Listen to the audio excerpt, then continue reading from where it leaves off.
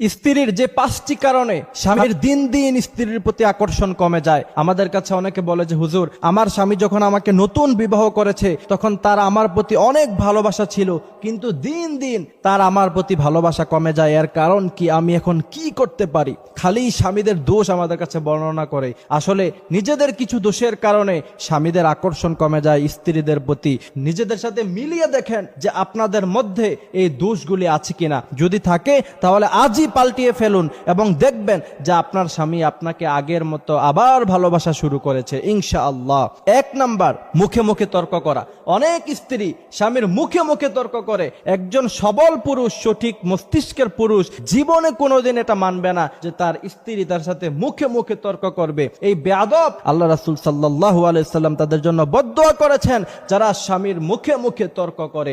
একজন পুরুষ এটা কখনোই মেনে নেবে না, আপনাকে সে হাজার ভালোবাসে থাকুক।